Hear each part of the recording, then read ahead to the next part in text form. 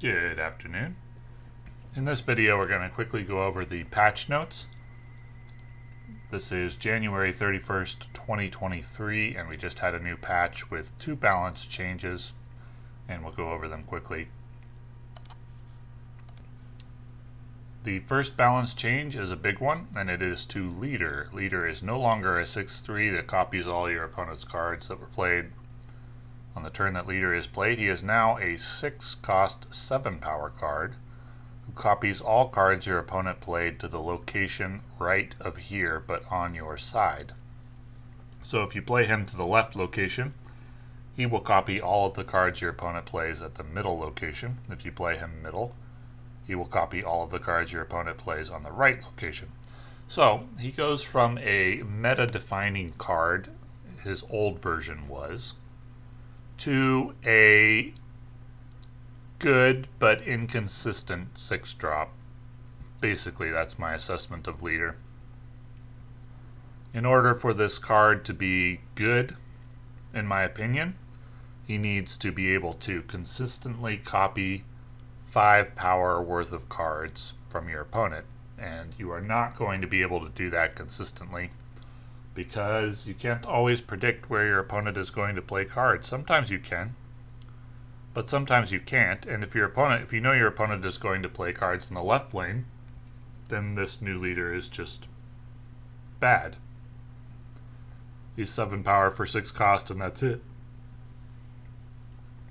If you're in a situation where you absolutely know your opponent's going to play to center or right, or that's where you need your opponent to play cards, then Leader's pretty good because he pressures 2 lanes, and he's going to provide you with more than double the power.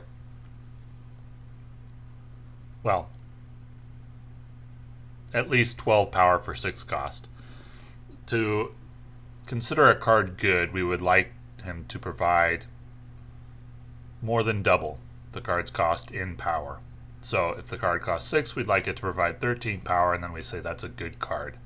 12 power is decent, but 13 or more is good, so he needs to copy at least 5 power from the opponent, 6 to be good. There will be times when he is. There will also be a lot of times when he isn't, or when he's just mediocre.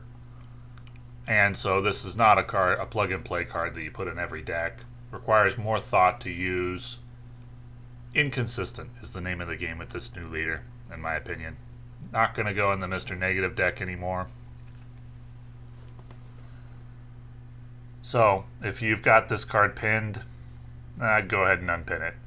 And let him waft away into the breeze, and you'll see him again whenever you see him, but he's no longer worth spending tokens on, in my opinion. This is a first glance at the card. I have not tried the new card yet, so take this opinion with a large grain of salt, but I would not consider him a priority buy anymore. He's now a rather inconsistent novelty. He's going to fit in some decks, and there will be some times when he's really good, but there will also be a lot of times where he's very mediocre, and where he copies like a single 3-drop that your opponent plays or something if he's running Surfer, or a single 4-drop maybe, where he gets to 10 or 11 power, or even 12, but the times when he's going to be really good are rare, and I do think they will be outweighed by the times where he's not very good. So farewell, Leader. And as I have said before, I don't like this nerf at all. The reason that I don't like it is because there's a balance between free-to-play and pay-to-win cards in the game. Ideally, I think that most players who play this game would like the balance to be relatively even. That is to say that the free-to-play decks are roughly as competitive as the pay-to-win decks. I think most players could accept that the developer needs to make money, and therefore if the pay-to-win decks are slightly better than the free-to-play decks, I don't think people would complain too much, because the developers do need to make money. I mean, there are games where the developers make money only off of cosmetics, and they could make the balance perfectly even and not make the game pay to win at all, but I've never played a card game that way in my life. Never heard of or seen one that's not pay to win. Card games like Magic the Gathering, Star Wars CCG, Hearthstone, they're all wildly pay to win. So that doesn't bother me unless the game markets itself as free to play and isn't. Dishonest marketing bothers me. However, I think most players would prefer that the balance be relatively even between pay to win and free to play.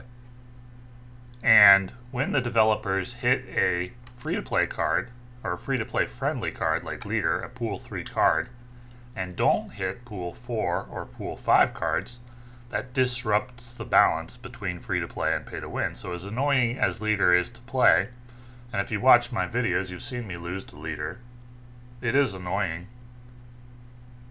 But I don't like free to play friendly cards getting nerfed without pay to win cards getting nerfed as well, because that makes the game more pay to win.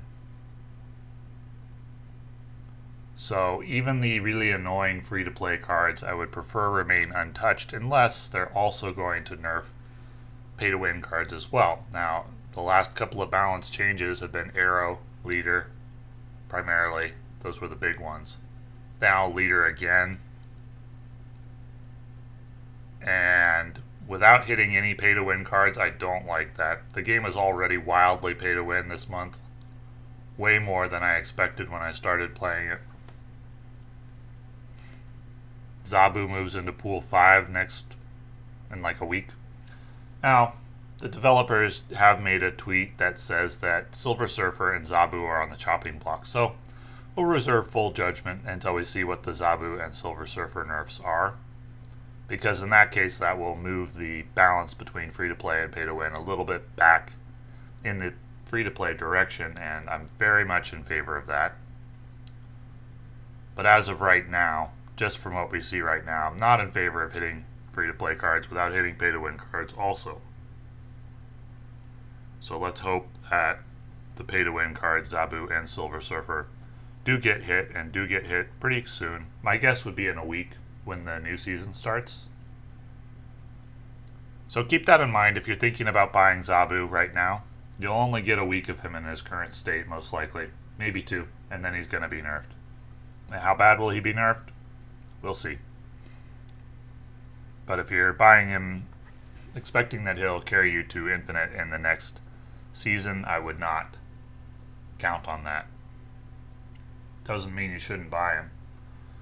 Just do so with the knowledge that he is likely to be nerfed imminently. Now, as for the other balance change today, there was a buff to Wolverine, which I am in favor of. He was previously a 2-cost 3-power card that could not be destroyed. He would just move to a random location, basically, or sometimes just come back to the same location. Now, he is a 2-cost 2-power card. When this is discarded or destroyed, regenerate it at a random location with +2 power. The card text was changed so that players would understand that he's not going to proc effects that have an effect when you play a card at a location. Regenerating it is not going to be the same as playing it. So he's not, for example, going to proc Bishop or something like that. But each time he's discarded or destroyed, he's going to gain 2 power.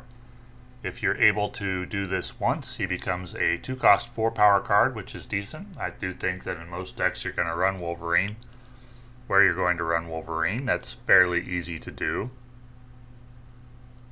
This has become a good card for a discard or destroy deck. I think he's an auto-include in those decks. I'd expect him to. I'll expect to see him in every destroy deck from here until the end of time, because this is a very good effect now. Pretty easy to get him to. Very easy to get him to 2-cost 4-power. Pretty easy to get him higher, and if you can get him to 2-cost 6 power, he's already competing with Angela for best 2-drop in the game. And it is perfectly possible to get him even higher than that, but definitely 2 is very feasible in a lot of games as preferred destroy deck. Is he good in discard 2? It depends on the discard deck. The Hela deck, probably not. Now, I wonder about this. If you play him in the Hela deck and he gets discarded and then comes down to the board, if you play Hela later, do you get another copy of Wolverine? I would kind of doubt it, but I'm really not sure. So is he good in discard? I mean, he's really only going to get discarded once, right? So he's going to be a 2-cost 4-power card. I don't really think he's that good in discard, but he's very, very good in destroy decks. And he's an auto-include in the destroy decks for me. And so, much, much better version of this card. Infinitely better. So that's our 2 balance changes for the day. We also got the friendly battle mode, which we see here. You can create or join a friendly game using a code.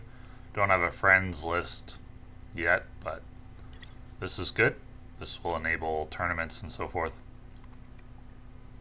And in the shop, we also got some cards moving down in cost. It wasn't noted in the patch notes, but it did happen. We have Super Scroll, Shuri, Black Panther, Valkyrie, and Bast moving from Series 5 to Series 4. We have She-Hulk, Absorbing Man, Titania, and Luke Cage moving from Series 4 to Series 3. So I no longer have any Series 4 cards in my collection. If you have one of those cards pinned in your shop and you don't see the discount, you will need to go into the App Store, Google App Store, and update the game, or possibly into Steam and update the game, and then you will see the cost change. So definitely don't buy one of those cards before doing that. And if you've been saving up your collector's caches or credits or whatever, make sure to update the game before you spend those. I do not know what will happen if you spend those before updating the game, but make sure you do. So, a lot of changes. Well, a couple of balance changes and then a lot of changes to the collection. At least in terms of the cost, I expect to see, the priority buy now in Series 4 for me is Shuri. Absolutely. Positively. That is the best card in Series 4, in my opinion. Black Panther, also a very, very good card that I regret not buying when it was on a battle pass. I was trying to get to Infinite as free to play at the time. But I regret not buying Black Panther. That card is really, really good. And She-Hulk and Absorbing Man dropping from Series 4 to Series 3 is very good news. Those are very good cards. So that's all the changes for today. And thank you for watching.